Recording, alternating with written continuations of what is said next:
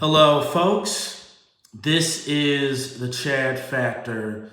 It's been a long time since I've done a video, but here I want to do a video, do an anniversary of, what Michael David Carroll. He does a video about Martin Luther King and about the many woes of King. But here I'm gonna do it my own way, still in remembrance of his tradition, but talk about, the good and bad of Dr. Martin Luther King. And what I'm gonna say here is that he did many things, but he was also used by the establishment in many ways.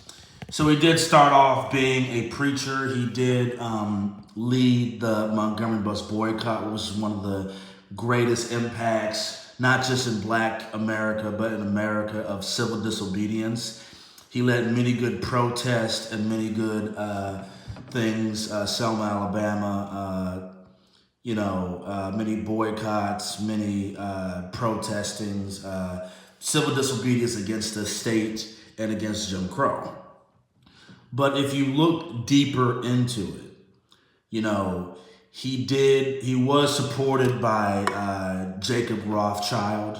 He had an association with him, and that's not anti-Semitic. You can look that up. He did actually was given the Margaret Sanger Award. You can look that up. So did Lyndon Baines Johnson and other people, but he was one of the people that did receive the Margaret Sanger Award.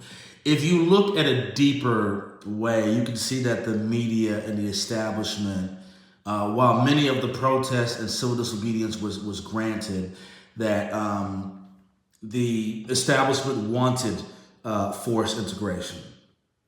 They wanted,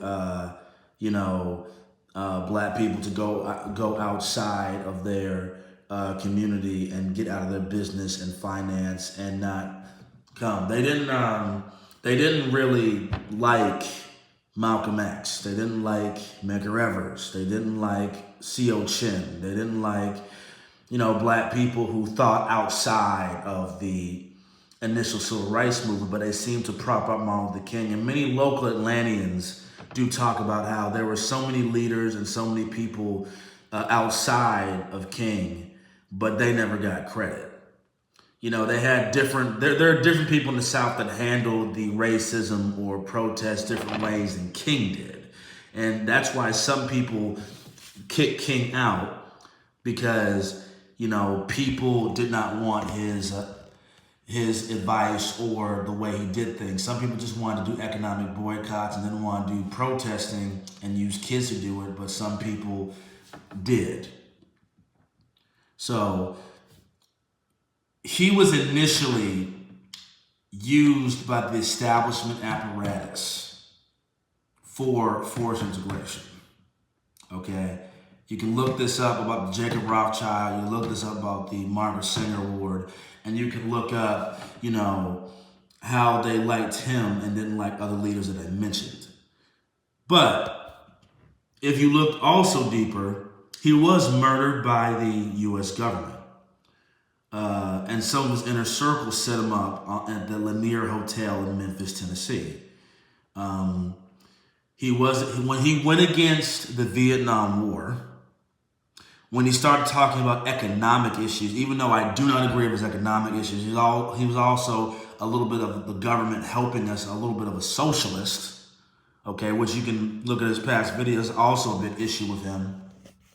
But when he talked about economic issues, that's when he became a threat. That's when he became someone to not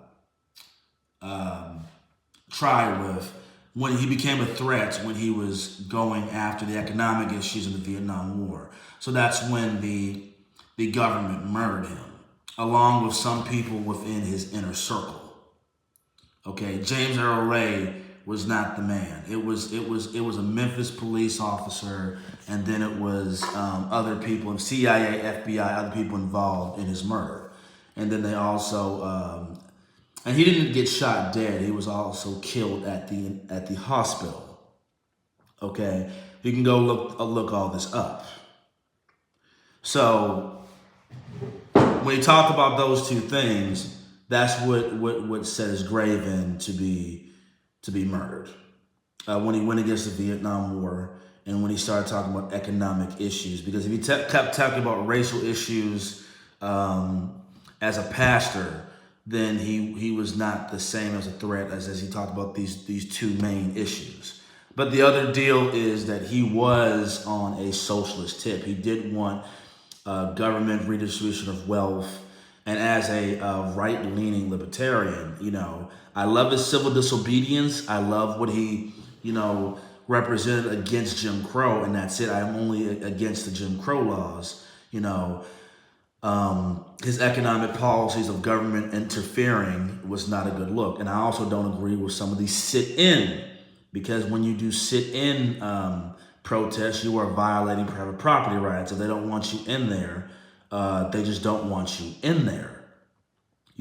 I agree with protesting outside of it or on the sidewalk, but if you go into a private restaurant and come in there and sit down, that is violating private property rights, and I can't go with that. But I do agree with, like I said, the Montgomery bus boycott, the protests against police brutality, the Alabama march. There were other things to agree with civil disobedience against the state of Jim Crow. I just don't agree with the sit-in method. And that's why, because that's violating private property rights. So overall, he was used initially by the establishment. But at the end of his life, when he went against those two things, the Vietnam War, economic issues, that's why they murdered him. So that's my stance on that. So thank you all. This is the Chad Factor with the Truth by Martin Luther King, and all of you have a great day.